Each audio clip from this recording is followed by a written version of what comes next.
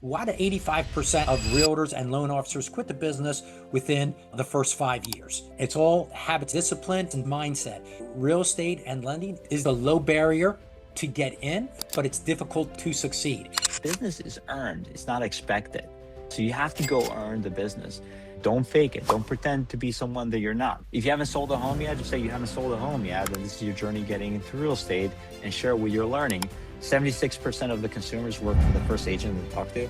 My whole goal is to get in front of it. If I do that, 76% of the time I'm going to get it unless I screw it up. Home is sold every single day. Why aren't you as an agent on that list of selling any one of those homes? You need to deserve it just as much as everybody else who's out there selling.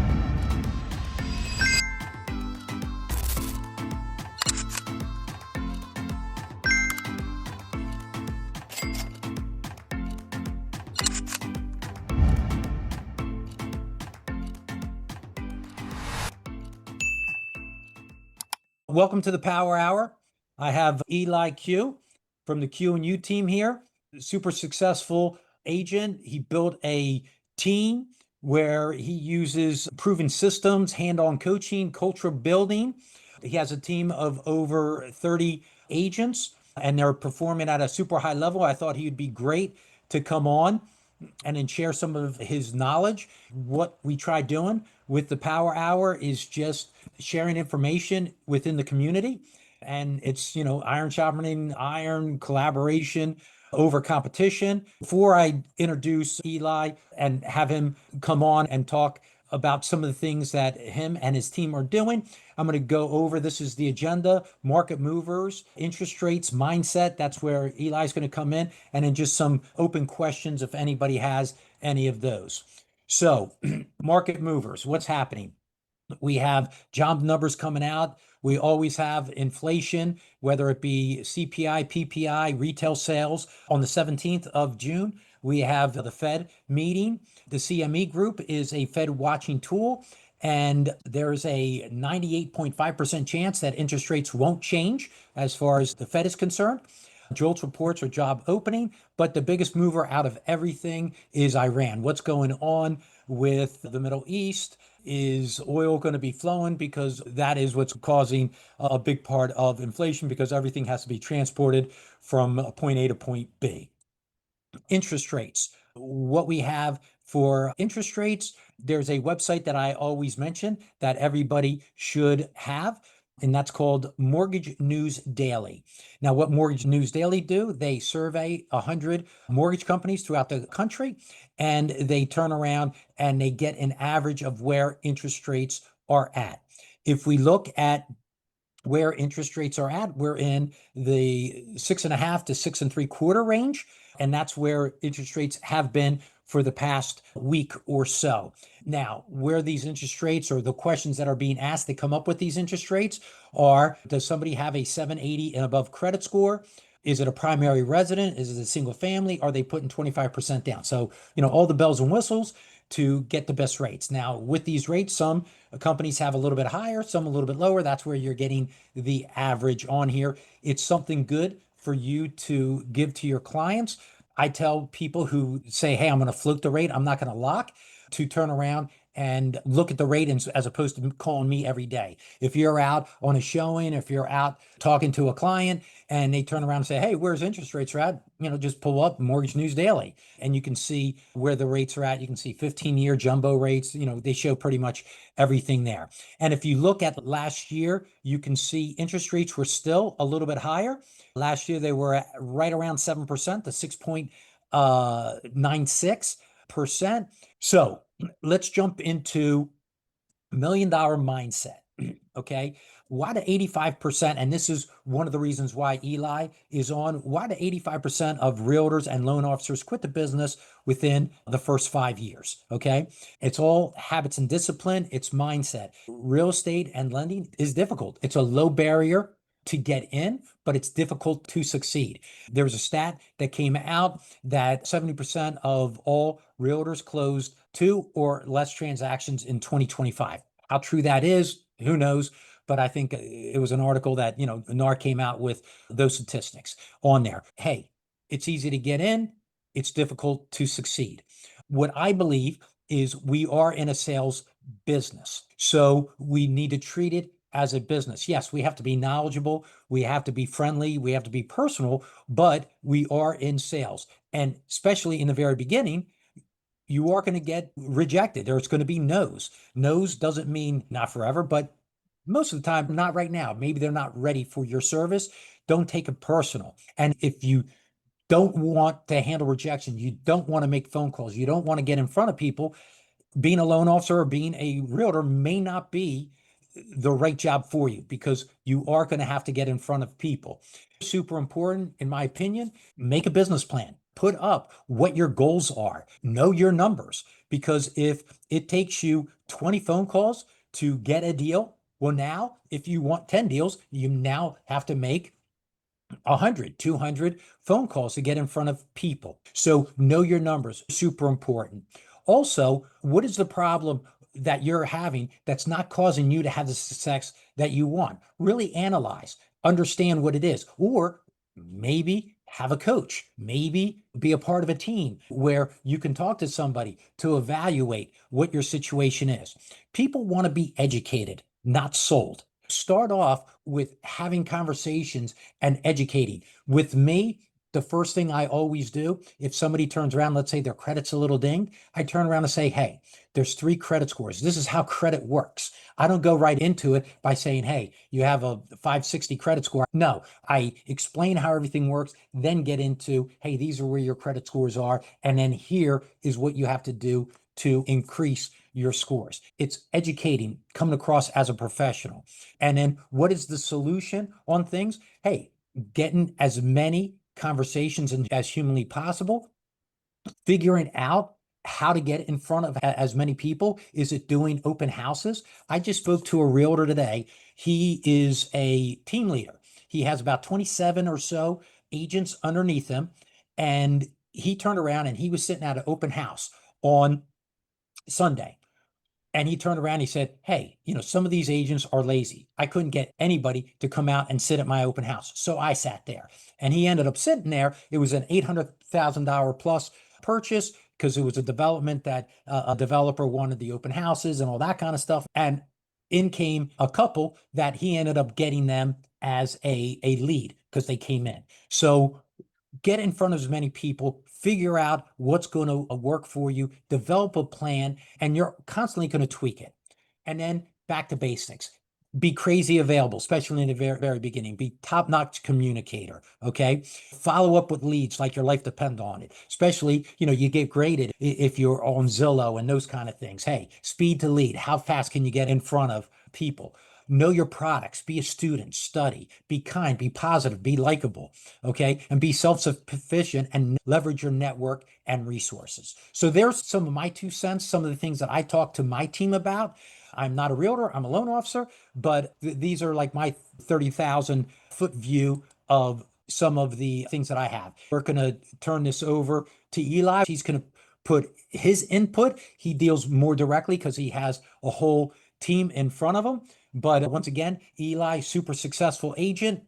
And let me tell you a story before I turn it over. I had Eli on my podcast, and one of the things that stuck with me, and one of the reasons I reached out to him, was he said, when he first started out, he was on the phones calling expires, FISBOs, things like that, just making phone calls.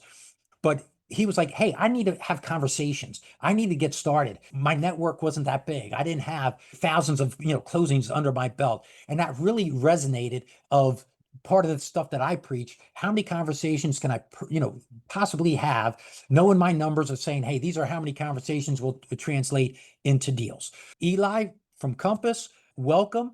Eli, why don't you take over, share some of your knowledge? I think Pat and I decided before everyone got on the call that we're not going to bore you with the presentation. We're going to do it more authentic, where we're going to dive deeper in some areas that's important for agent. But I want to just say something, Pat, to what you're just saying right now. I personally don't think that agents are lazy, right? I think that a lot of agents, in my opinion, don't know what to do or are not shown why things are important in the right way. And the other side of it is that many agents who have succeeded past the 5 years mark or around there, they actually they get themselves in a position where they build a business that they don't like. So if they got to the point where they build a business where they actually hate it, right?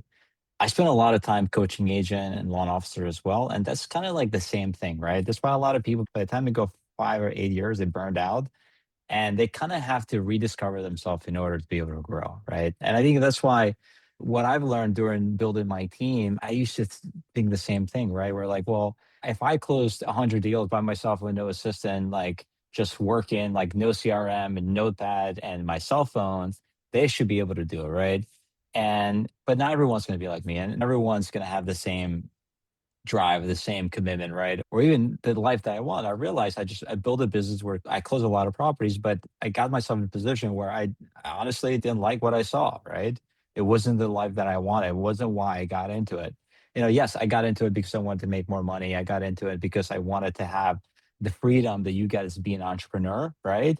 And I got into it because I realized that selling real estate is a business.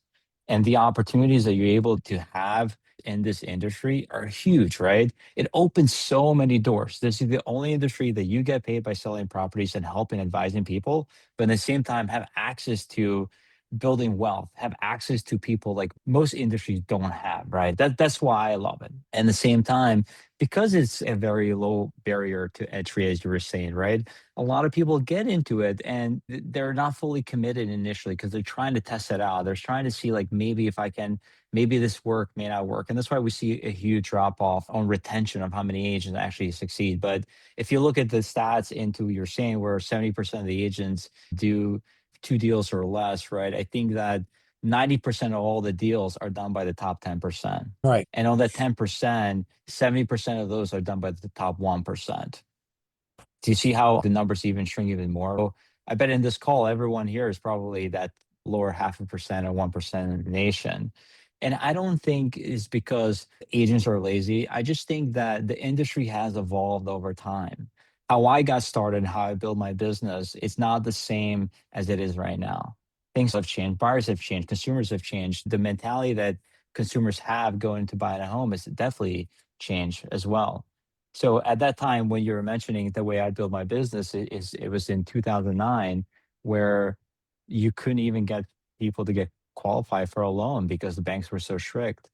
And I was going after the list and expired because there were so many available that were expired. So there were options now. Like how many of you can actually call expired lists? There aren't that many expires, right? So it has developed. But the one thing that I want to I wanted to talk about too is like a lot of time agents do chase the wrong things, right? And this is where you get in trouble. This is where you actually get into a position where you build a business you're not really happy with, right?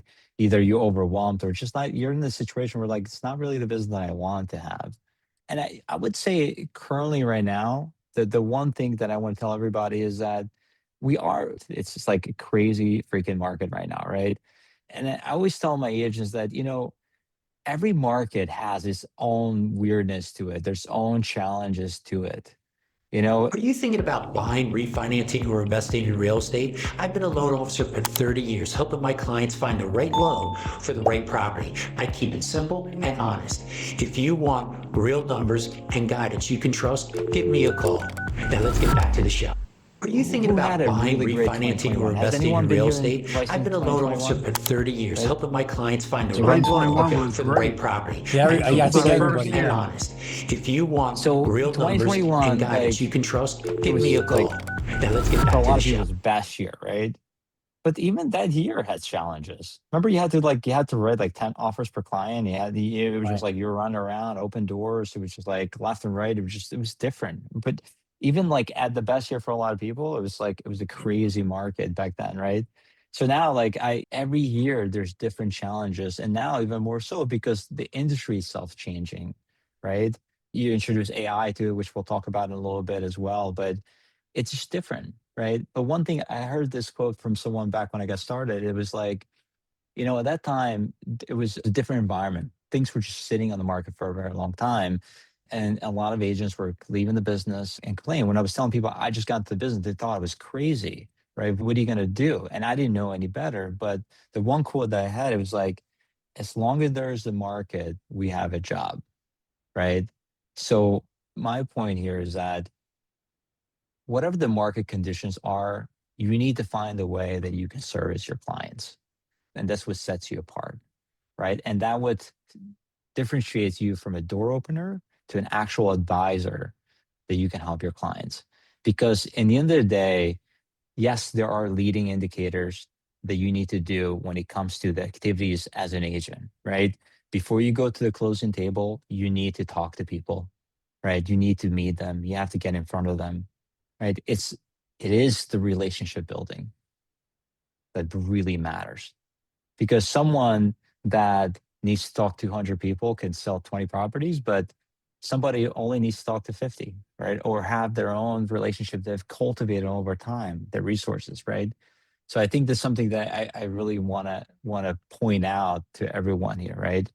But the one thing that just want to go into what you were saying about the activities that someone needs to do. I think the biggest challenge that I see a lot of times is that whether someone is sticking to an activity that works versus what there's not, right? There's so many ways that you can build a successful business in real estate, right? I'm just curious here, what do you guys do to drive business? Give me one activity that always works.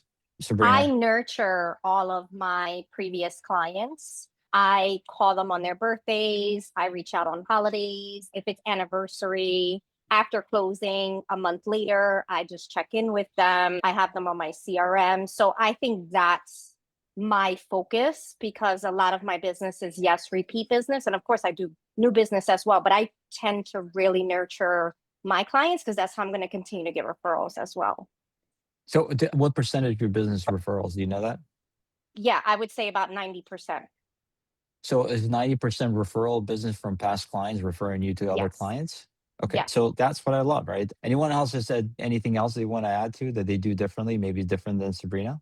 What I want to just interject real quick is that's part of knowing your numbers. Know what works for you so you can continue doing that or do more of it, in my opinion. And yes, going to your database is huge because they know you, they like you, they trust you. That is huge. I think that's important, right? We know that 10% of the people in your database are going to buy or sell a home. They're going to transact, right? That's the industry standard. So 10%. So if you have 200 people, 20 of those people are going to buy real estate or sell real estate, right? There's opportunity there. Most of the time, the deals are going to come from people that you already know or acquaintances that you know, right? And a lot of time people just don't actually make those calls or the outreaches they need to do in order to nurture those people. And my experience is that people want to work with a brand that they like and the trust they know it can get the job done. But what they want is what Sabrina was mentioning. They want that boutique experience when working with you, knowing the birthdays, anniversaries, child's name, the touch point. They want that experience, right? Because that's what sets you apart, in my opinion, right? Whether you're selling a $200,000 home or you're selling a $5 million luxury property in the Philadelphia market, people want that. Eli, I have a question for you. Let's say I was a brand new agent joining your team. What would my first 30 days look like? So on our team, we have about 3 weeks onboarding process when you join our team, right? And you meet about 4 days a week, and the onboarding itself takes about 3 hours each day, right? And then we're giving you a crash course of what it's like to be a real estate agent in our team with the standards that we have in place. And from there, each day you do a specific activity that you learn and you use and you do activity. And I think that where you get into is like, okay, so what is the formula for success, right? Outside of the accountability that we have and the standards we have and the training and the coaching that we provide.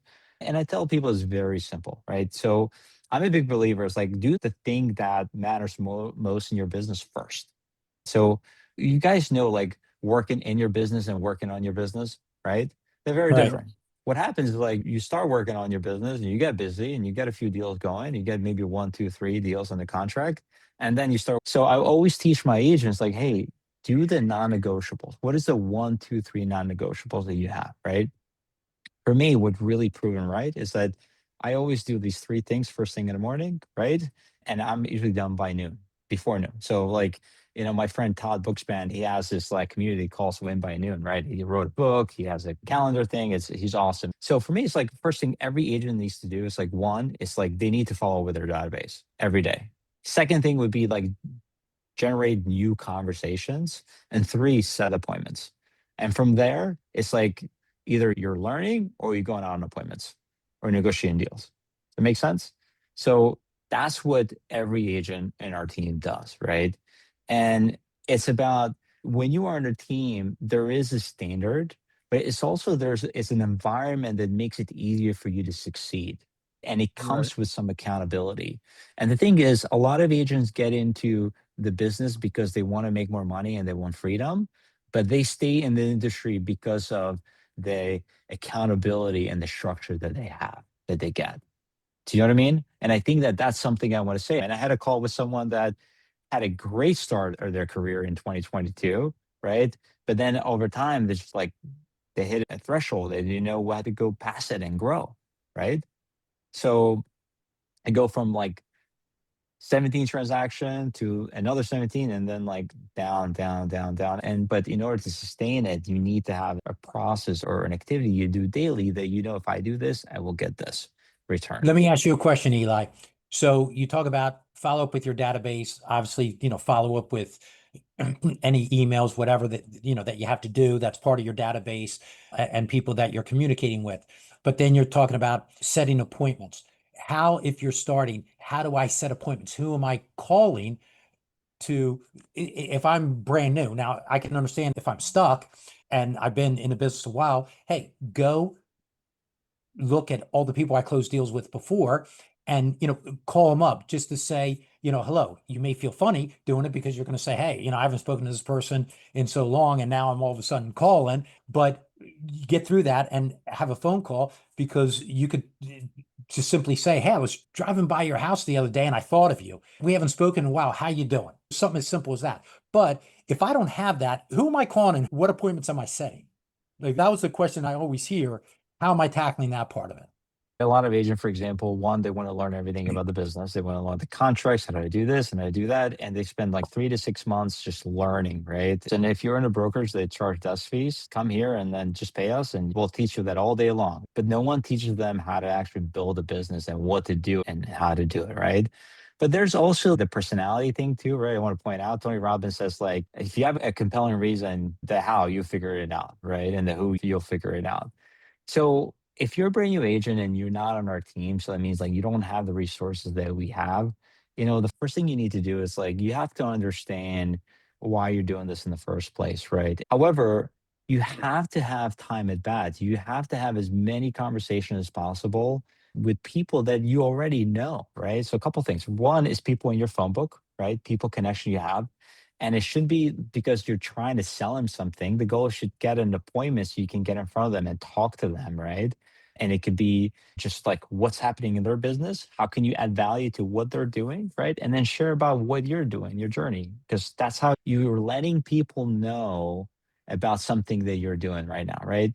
Because if you're a brand new agent, depending where you're coming from, a lot of people are going to know you like, hey, Pat, you're Pat the loan officer, right? Now you're selling real estate. Like, how are they going to know if you don't tell them? Most people don't even know that that's what you're doing.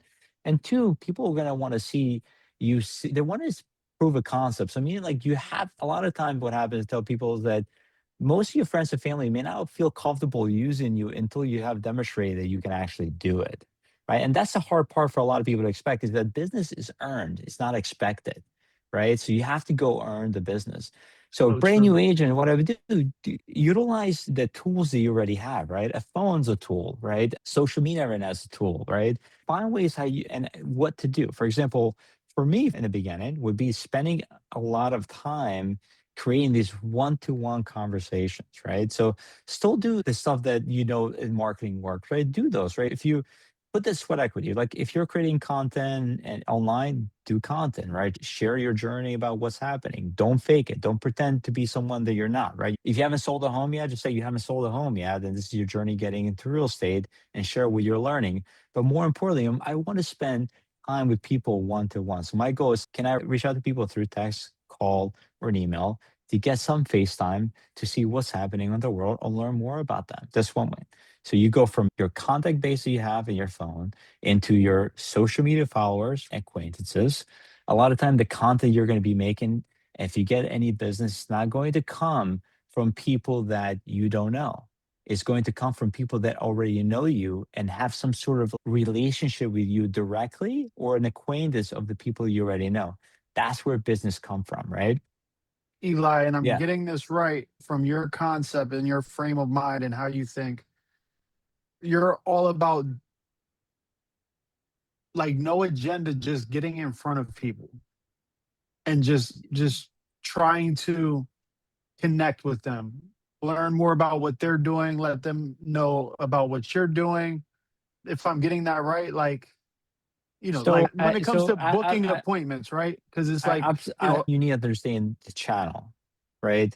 You have to give before you get, right? So for me, where it click, especially in your own sphere of people, right? Before you ask, you should give, right? So you have to realize that it's a nurture game, right? It's an opportunity game. First, you may not get the appointment. The first call would be just earning the right to the next call. You understand? So if right. you're, until they get curious about what you're doing and you tell them, hey, like I'm doing this, and that sometimes requires multiple touch points before you see any business from them. Now, if I'm calling expireds, for example, or withdrawals, then would be they want to sell, they have a real reason, just getting in front of them so I can share my value proposition to them. But there are multiple channels you can go into, right? For example, like if you want to, I always tell, I always want to speak to people like, what is the history that you bring with you? What are the skills that you already have learned come into the industry that makes you different, right? Because that's unique story that you have, it's yours. And that's what we want to lead with. But my goal would be to get in front of as many people as possible and have many conversations possible. So if I'm reaching out to estate attorneys or just real estate attorneys, right?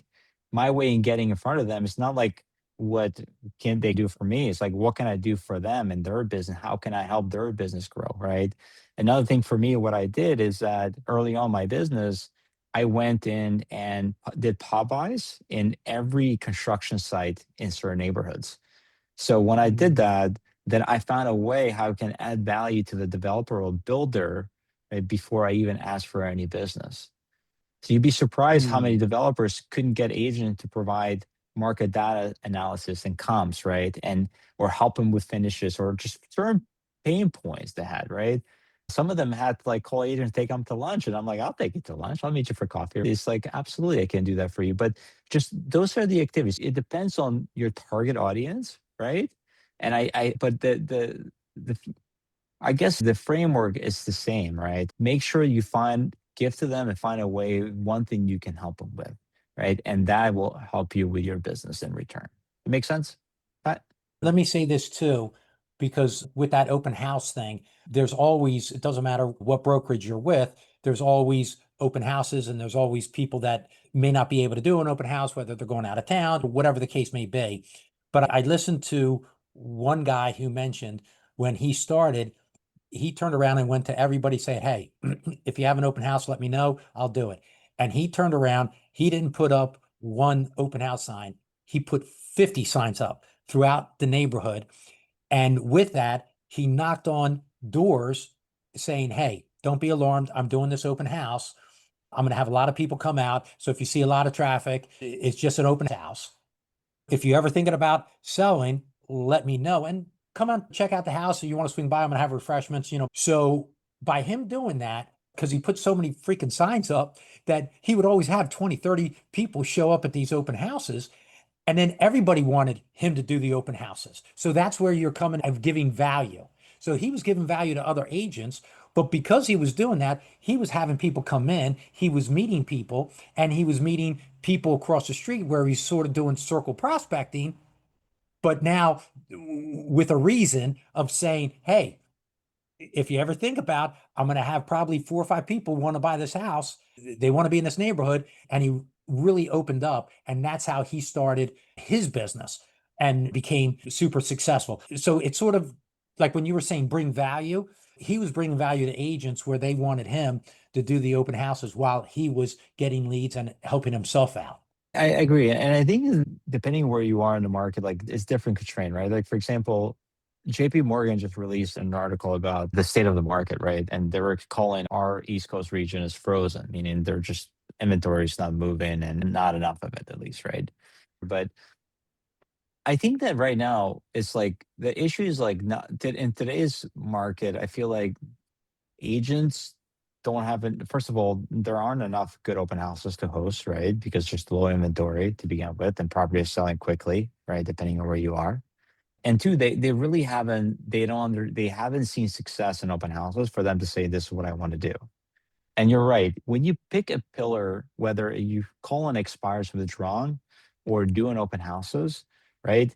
I think you can definitely build a business to, let's say, 100K, no problem, just doing just that, right? You don't need anything else. You can do even a million in GCI just doing just that, right? Yeah. And there's a right way and a wrong way to doing it. And I think that when you start thinking doing open houses, it's like, okay, great. But if you're putting 20 signs up, you put in directional signs, information on them, you providing coffee, you promote that crap out of it in online and social media, right? And by the way, guess what people are seeing? You're active. So the people around in your circle be like, oh my God, this so and so, it's crushing it, right? And just because you're documenting all this and you door knock the 2 block radius, right? And invite the neighbors because what are neighbors? Neighbors are nosy.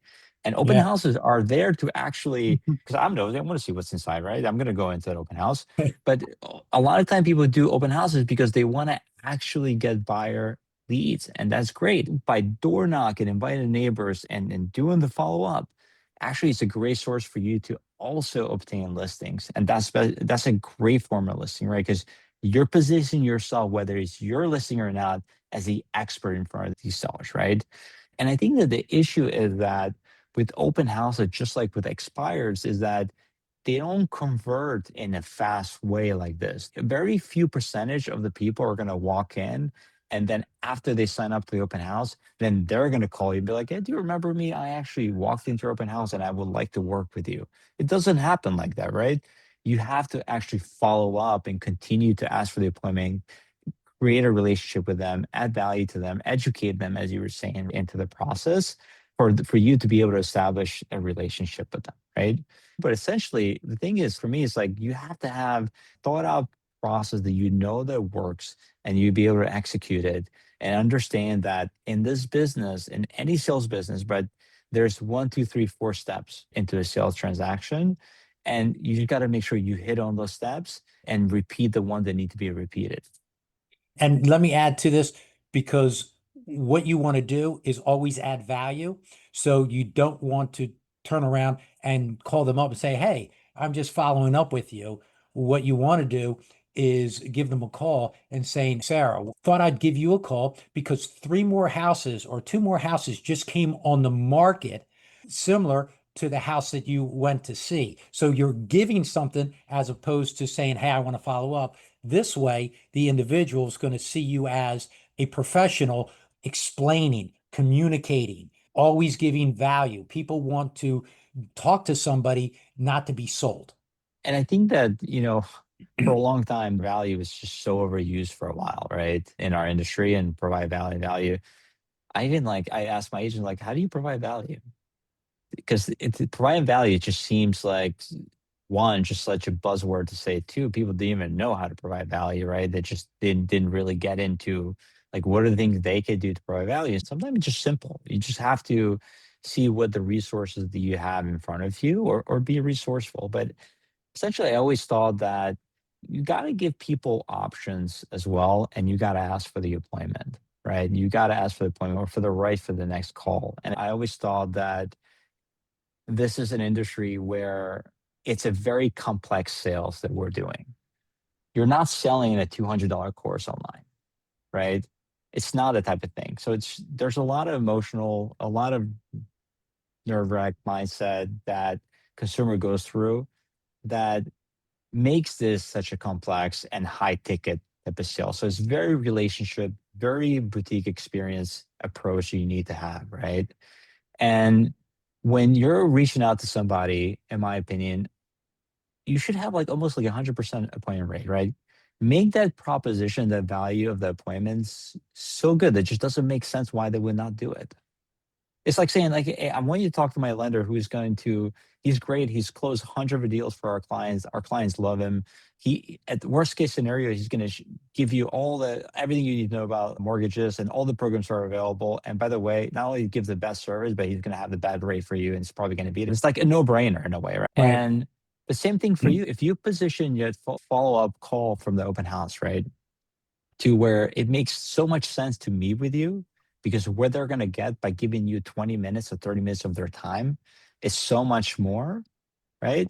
Then it's just like, why can't you get 100% appointment rate, right? And by the way, guys, what's the statistics nowadays about the consumers? 76% of the consumers worked for the first agent they talked to. Yeah, exactly. Yep.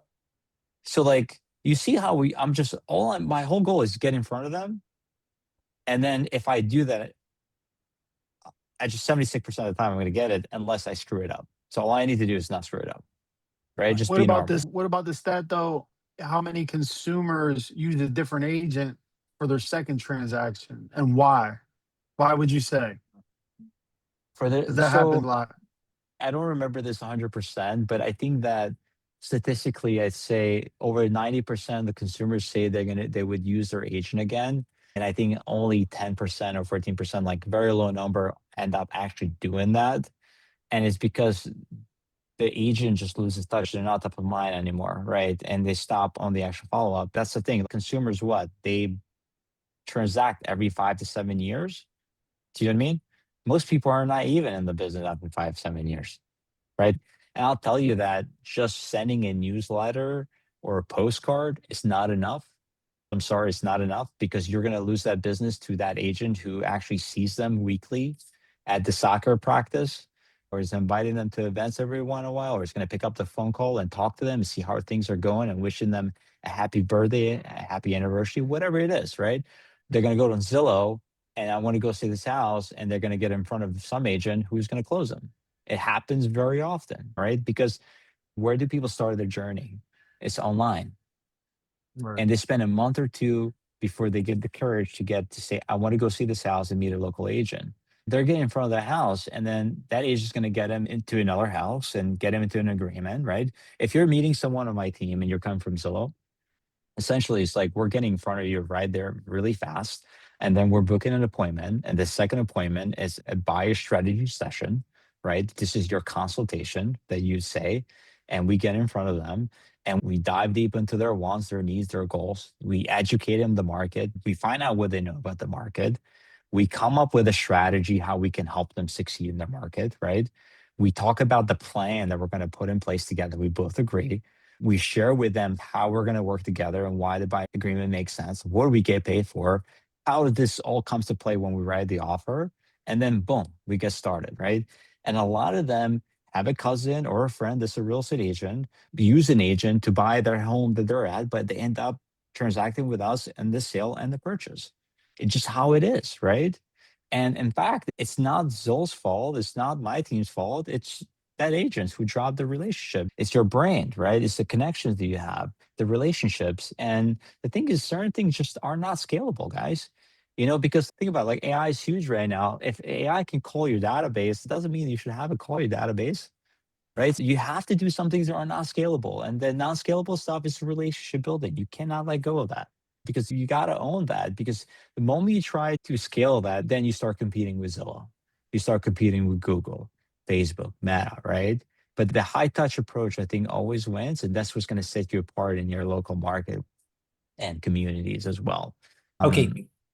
Eli, I don't mean to interrupt you here, but we are coming up close to the end right now. Does anybody have a question? But does anybody have a specific question or anything at all? And then I want to put up some of Eli's information as well. Anybody? What was your reasoning and why did you want to create a team? So initially my team started because I was a successful agent and people wanted to learn from me. So I had a team before I knew I had a team. So people were just like wanted to be around me and learn from me. And then I just started giving people business because I had too much business to handle. Right. And so they kind of started that way.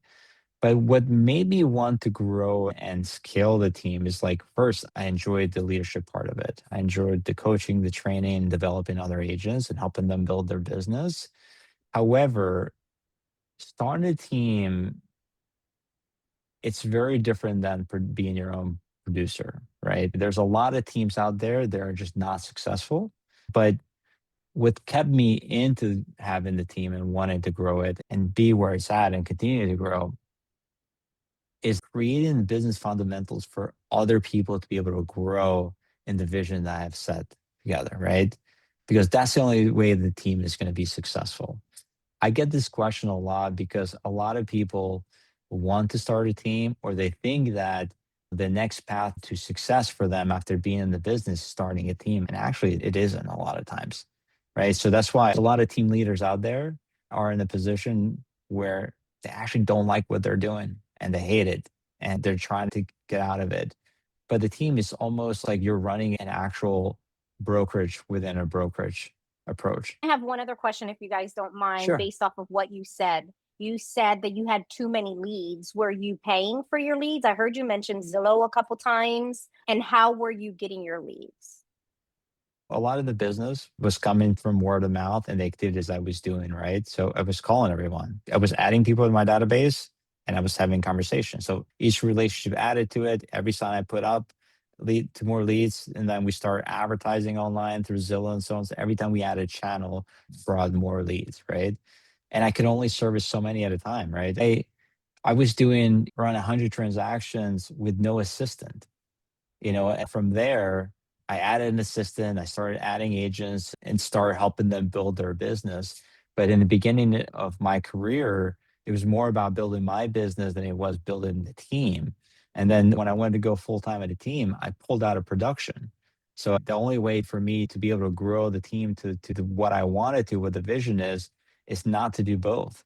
And that's hard, by the way, right? For a lot of people, because like for a lot of people, teams are not profitable if they take away their production. It makes sense. So it's like now I can coach people when to do it and how to do it when they start a team, right? Because I think that's very important. Was it the lead source? Yeah. I was the lead source, and because I heard you mention Zillow and so forth a couple times. So I was just I curious. We do a lot of leads, chat, right? However, Zillow is just not one of them. We have multiple sources, but the best source is your referrals and word of mouth, right? And that's the most profitable. And if you can scale that, is great. The only issue with that brings you so much, right? So you need to have channel of lead distribution that continue to give you more and more and more, right? Because if you're only feeding one source, this is where you're going to have up and down years, right? Where you have like, if your database, the only service database you have, there's some years going to be good, some years are not going to be good, just because of the length of the transaction and also depending on the condition of the market. But if you focus on creating, having a lead source that continue to give until you perfect it, your business is not so dependable on one source. You can have multiple sources. And then from there, you can actually have other agent in your team who provide the same service or add assistant under you to help you build your business. So what Thank are you you. looking for in people that join your team? If you were interviewing an agent, is there specific qualifications that you're looking for as a team leader for an agent that wants to join your team? So on our team, we have agents who are brand new and an agent doing 25, 30 millions a year, right? So the one thing that we always look for in just like a couple of things, right? One, are they do they have that hunger? Are they hungry? Right. And I always think that because that's kind of like the kind of people I want to be around with and the kind of people that I feel bring a winning culture to the team. The other thing too, like, are they coachable? So I look for coachability, right? Because like, we are a collaborative team and we want to be people who share, like want to be part of a team, in my opinion. So like coachability is important. I've been in this business for a long time. I know everything, but I don't. And I still get coaching, right? In every area. So I like that aspect of it. And obviously, we're looking for people who share similar values that we do and that have the Right. character piece as well. So those are the stuff that we look for. And as far as what caliber of skills and where they are in their business, it just, we call it the agent journey, right? And essentially, agents can come in no matter where they are and be able to grow and succeed to the next level, right? Our team is more of a compass, and compass is the umbrella, but our team, I say, is like the operating system, right? It's the heart that beats on the agent's Like your business. own, it's like you're almost your own brokerage within the brokerage. And I think that for us is that why it works is agents don't have, like, it's so hard to make it work in real estate, right? Because all of a sudden you have to do content, you have to do marketing, you have to do events, you have to call your database. Yeah, by the way, you have to do XYZ and so much, right? And it becomes overwhelming. A lot of times, if you can plug in a place where it's already working and you can just take advantage and be able to make more money there, right? And to be able to have more time back because of the infrastructure, the support pieces that are in place, where you're able to build your own brand and get the marketing support, right? And learn and network. It's like a no-brainer. And that's what we've been able to do on our team. And that's why people come in. One of the things that I talk to people when they talk to me about joining the team or our recruiter is that when they go and compare, it's like the resources that they get to be in here, right? And I take pride in that, right? And I think that just finding a way, one of the missions were for me when I decided to not be in production and grow the team, right? Was like, I wanted this to be a place where people, like, if they come, the only way they would want to leave is like if they want to do something else completely different, right? Because it just doesn't make sense for them to do it, right? Where we can make it that place. And that, by the way, that evolves. Like a team culture or a company or a business, it's a living organism. You constantly have to feed it, constantly have to grow it, right? And the market's changed all the time. And you have to learn AI, by the way, and how does that fit in someone's business, right? And same time, you have to deal with all the real estate news is happening, right? So I think right now, for with everything going on, by the way, guys, side note, I do think that is probably one of the best times to be in this business, in my opinion. It's just like, I say this every year, but I really mean it because it's getting better and better for agents, in my opinion. Okay. And how many So agents do you have on your team, Eli? Right now, we're actually about 40 agents. Yeah, Well, we have congrats. That's an 40 amazing agents. accomplishment. That's huge. It's not really me. It's just like, I think it's like what everyone brings here, right? It's my operation director, the marketing director, the admins, the support team, right? The agents themselves, the collaboration they've set apart. So it's like, it's like, I sometimes get all the credit, but it's honestly, it's like, it's a village, right? That's what makes this team special because, like, how we treat it. we started at 6:10 and it's 7:08. So we hit our power hour that we have. Just want to do a quick commercial for the next, because we do this the first Tuesday of every month. I have two other people going to share. And Eli, thank you for sharing. The giving of your time is truly incredible. I know you're super busy. They're also going to share their experience, their journey, their thoughts. It could be the same type of thing, or they could have a completely different perspective. Just like the one person said, agents are lazy. Eli said, no, they're not. I didn't say it. Not lazy. Agents are There you not go. lazy. Thanks for everybody to be on. And I want to put Eli's information up just so everybody can get some of his contact information, just in case anybody wants to reach out and maybe ask some more questions of him. Anyway, so there's his contact information on there, and he is going to start a podcast. So he's going to be sharing some more. Hopefully, I'm on the podcast at some point as well. But no, I truly appreciate your time, and Yeah, hopefully, thanks, Eli. That was some yeah, really good hopefully we stuff. got Thank you. one. But following up exactly what Sebrina mentioned as well with the database is huge, because those are the people who know you, like you, and trust you. And that's always a great starting point. But hey, the database can only take you so far. Once you perfected that, is find other streams and to expand. But I think we're like, I just want to piggyback on that Go ahead. because I think that the that almost to me goes without saying, right? So when you provide a service and experience to your clients, like you need to do all the other stuff that comes after the transaction. Because you can't say like I build my business and relationships and then you don't do the stuff that comes after the transaction, right? In a way, most agents make the business transactional, where this is not a transactional business, it's a relationship business. And find ways that you can actually systemize that part of it. I know it sounds boring, but like you're not going to always remember the things that need to happen, right? Because at some point, like, you're going to run out of memory space. And by the way, you have to go pick up the kids, you have to do this, you have to work out. So life happens, right? For me, like when I was doing 100 deals, it was like I was all over the place, right? So I really needed support. It took me a while to see because I thought I could do everything by myself, right?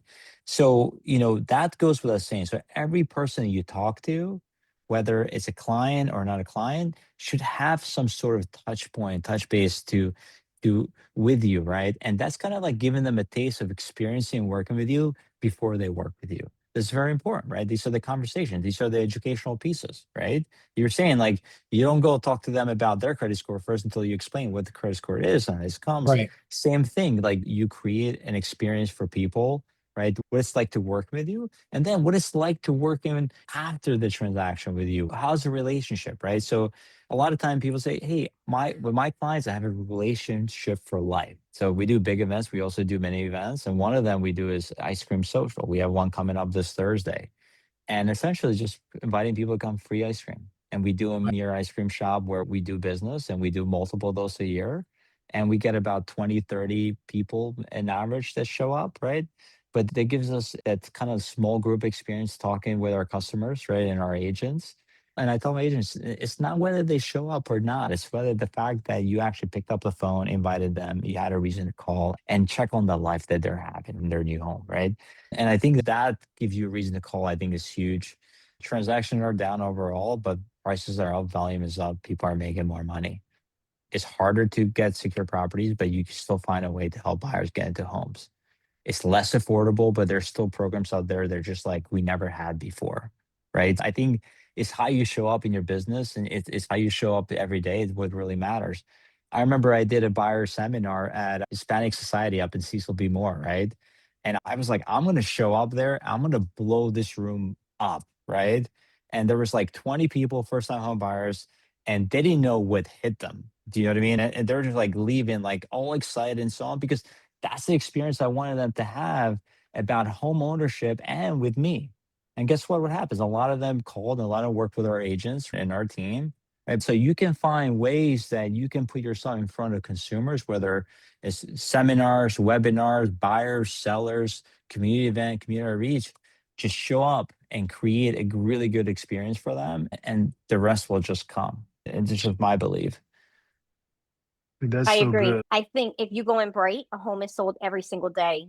Why aren't you, as an agent, on that list of selling any one of those homes? So you need to bring it and you just need to put your best foot forward because you deserve it just as much as everybody else who's out there selling. So homes are selling. You can do it.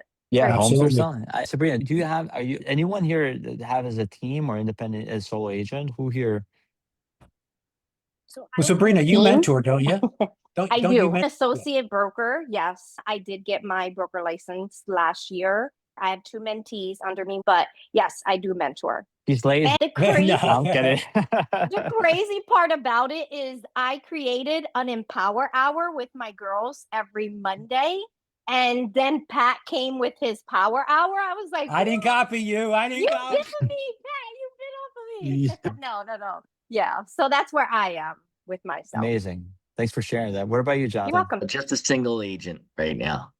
Yeah, Just me. single agent. That's a Me and great place myself. to be, man. Yeah. Jonathan, not just a single agent. You've been an agent for quite some time now. Are you guys the same brokerage? Are you a Remax? We Yes. are. Yes. You at the Remax next door to Pat? We are. Yes. Okay, this is awesome. Support Pat. Thank you. You're welcome. I think Pat definitely gets his people that support him through his podcasts and videos, right? I think we also live in that age right now. A lot of people want to see the one thing on demand for what they want, and it's totally fine. But thanks for sharing that. I think that a lot of time people think that the next journey in career is to start a team, right? Or it's sexy to start a team. I honestly don't think that's the case, in my opinion, just because I've seen it. I have the battle scars growing the team, right? I've rebuilt my team many times, right? Like right now, like we have the best retention rate that we've had all, like the last 4 or 5 years been like that. But before that, it wasn't like that, right? So we figured it out. But I think that what for us as agents, we need to figure out what do we want? What does happiness looks like in this industry, right? Like I know, like have you probably seen this or met people or read of something, very wealthy people who are very unhappy No, 100%. because they just thought that making money is going to get them the happiness they want, but it doesn't. There's more to it. And the only thing they could have done, they could have just really identified what truly they want, what make them happy, right? And then just design their life based on that. And same thing with real estate. With real estate, it's like, what do you want your business to look like? Sure, we want to sell more houses. Sure, we want to represent and help more people. We want to make money. But like, in what way you want to build it? There's so many ways to succeed and so many ways not to succeed, right? You don't have to do them all. You can choose the one that really works for you. And sometimes there are seasons in life too. Some seasons you have to work a lot. Some seasons you just have to be home with your kids. Do a business plan or a vision board. Put what you want your business to look like. Put what kind of transactions, what kind of people you want to work with. Also put on there, how do I do that? Don't chase 10 things, chase one or two things, maybe three things, and be great at those three things. Because if you try chasing too many, you're going to fail because you're going to be a master of none and, like the jack of all trades, but you're never going to perfect, those one, two, three things. But definitely, if you don't post it, if you don't have that vision, if you don't know who you want to work with, right now, believe it or not, I have realtors I don't want to work with. And I don't. It's like every time I have to deal with them, it's an aggravation.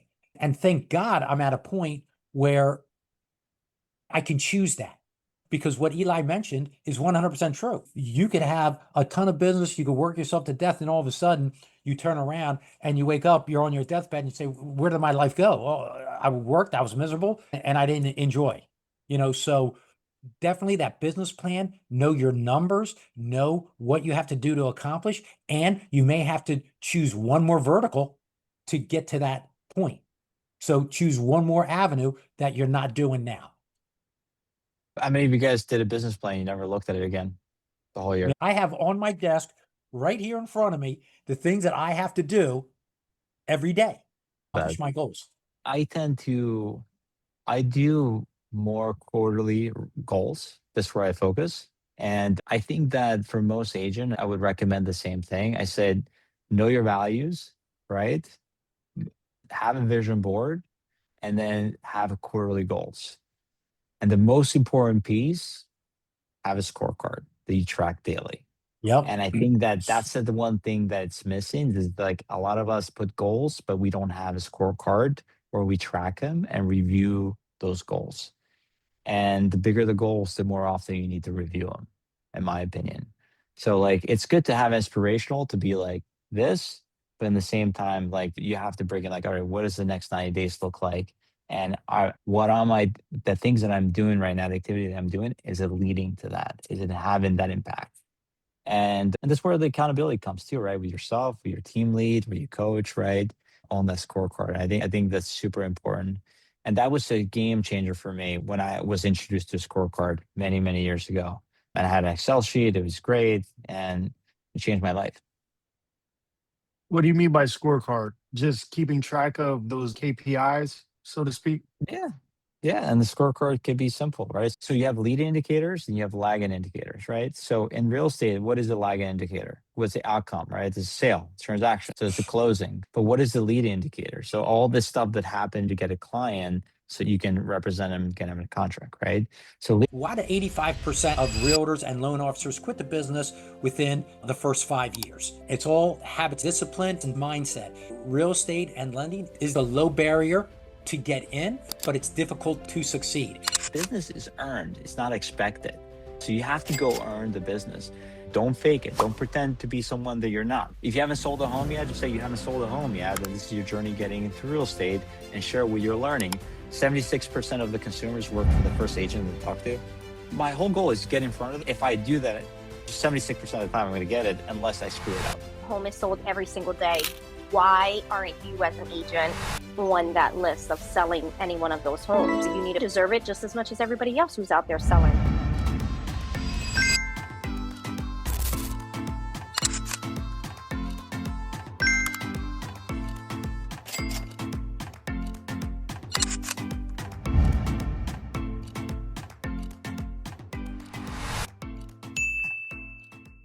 Data indicators like the call attempts, text attempts, emails, right? Being all tracked, appointments set, appointments you go into, what's the outcome of those appointments, right? So to have a place where you can actually track all that.